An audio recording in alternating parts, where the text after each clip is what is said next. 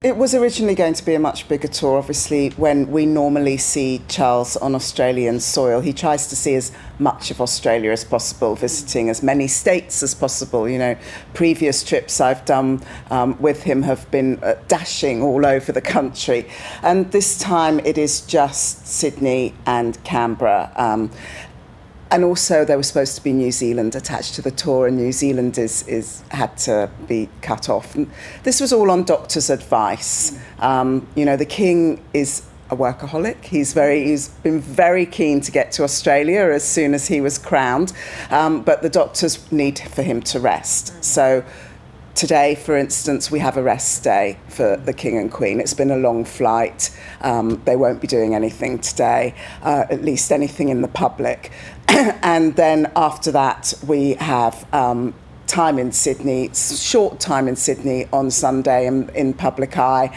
And then the tour really starts in earnest with that day in Canberra, followed by another day in Sydney. But yeah, those health concerns, of course, are very real. As you say, the King has paused his cancer treatment for the tour. He is travelling with doctors, so everything will be monitored on a day-to-day basis.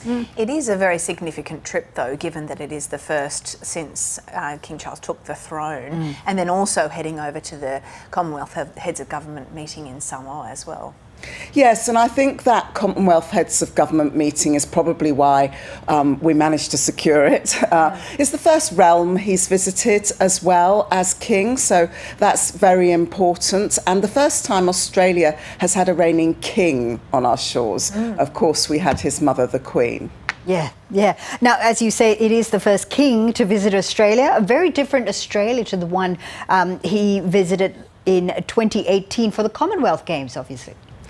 Yes, I mean, obviously we've had a lot of things in between. COVID, which was very keenly felt here in Australia, but also very keenly felt there in the UK. And that has prevented him touring Australia for such a long while. But the King knows Australia very well. This is his 17th visit. His mother, the Queen, had 16 official visits, so he now moves into pole position there. Yeah. And he started in 1966. He was a student at Timbertop. He has very fond memories of that, and that really started his own personal love affair with Australia and Australians. We saw Anthony Albanese and his partner Jodie greeting the King and Queen as they arrived last night. Interestingly, though, all 6 premiers have declined their invitations to meet the King at the welcome reception in Canberra. They've cited other commitments, but it does seem interesting that all 6 have declined that invitation.